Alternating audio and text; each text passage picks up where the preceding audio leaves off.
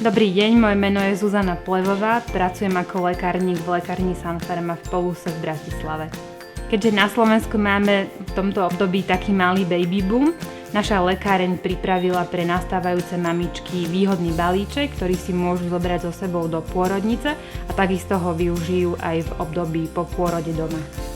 Mamičkám by som doporučila pripraviť si balíček do pôrodnice a na neskoršie obdobie ešte predtým, pretože čaká ich hektické obdobie, kedy jednoducho na to nebudú mať čas, ktorý radšej môžu využiť na starostlivosť o dieťa. Po návrate z pôrodnice domov sa určite všetci tešia na bábätko, celá rodina, ale takisto by sme nemali zabúdať na zvýšenú hygienu všetkých členov domácnosti. Pri výmene plienok je najvhodnejšie použiť čistú vodu. Netreba dieťatko ani natierať, pokiaľ nie sú prítomné zapáreniny. Pri prebalovaní bábätka môžeme použiť vlhčené obrúsky, ktorými jemne odstránime všetky nečistoty. Problémom mnohých mamičiek tesne po pôrode je aj otázka, či používať antiseptické ochranné krémy na zadoček pri každom prebalovaní alebo kedy vlastne. Takže tieto krémy obsahujú zinok, ktorý vysušuje pokožku, preto je určený na zapáreniny. To znamená, že nedávať krémy s obsahom zinku pri bežnom každodennom prebalovaní. Naozaj len vtedy, keď je pokožka začervenaná a zapárená. Jednou z otázok, s ktorými sa obracajú na nás mamičky, je, ako často kúpať novorodenca.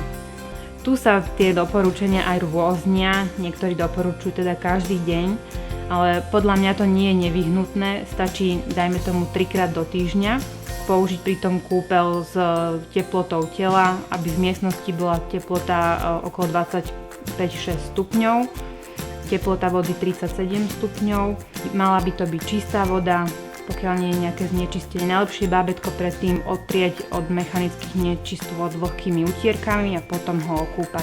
Ten kúpeľ by nemal trvať viac ako 10 minút.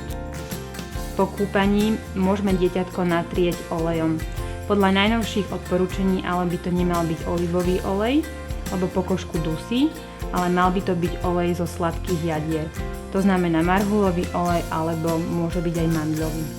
Jednou z vecí, s ktorou sa budú rodičia stretávať ešte dlhší čas a ktorá im možno pomôže upokojiť dieťa a ušetriť vlastné nervy, je napríklad aj kvalitný cumel silikónový, bez obsahu škodlivý a takisto fľaša na krmenie.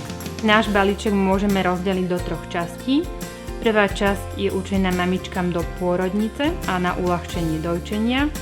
Druhá časť je určená na každodennú starostlivosť a hygienu bábätka. A tretia časť vám pomôže pri prvých zdravotných komplikáciách bábätka. K vášmu dieťatku vám úprimne gratulujem, prajem veľa zdravia a rodičom pevné nervy a zároveň dúfam, že náš balíček vám pomôže v týchto ťažkých prvých dňoch a týždňoch. Tento balíček si môžete zakúpiť za zvýhodnenú cenu v našich lekárniach Sanfarma alebo v internetovej lekárni Sanfarma.